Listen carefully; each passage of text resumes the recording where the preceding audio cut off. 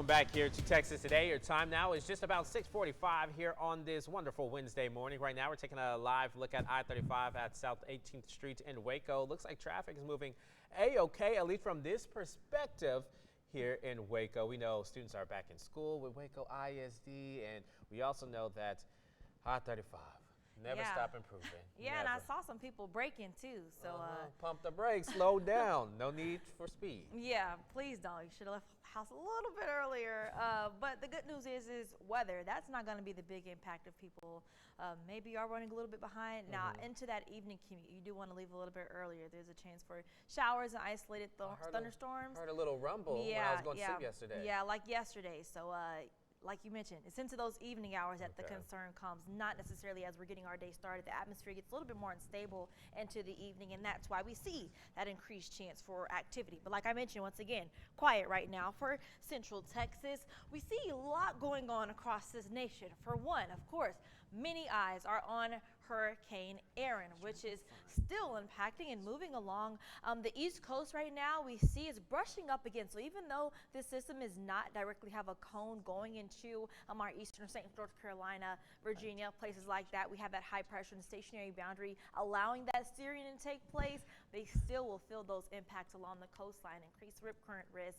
We do have some of those evacuations that were along, especially in the outer banks of the Carolina. So something to keep in mind, nothing for us to be concerned about here locally in Central Texas. What we're watching is this boundary that's associated with the stationary front that's moving into our areas, crossing the Red River as we speak, making its rounds through the DFW Metroplex.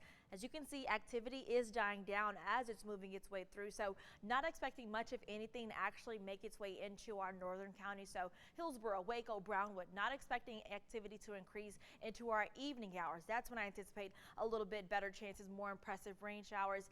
Once again, that's going to be associated with the atmosphere getting a little bit more unstable. So as we saw yesterday, we saw pockets of thunderstorms, pockets of that lightning. It wasn't completely all of us saw that widespread, but it was enough to issue that severe thunderstorm warning for a brief moment around that similar time that we saw yesterday. So keep that in mind as you're picking the kids up from school, maybe getting off of work.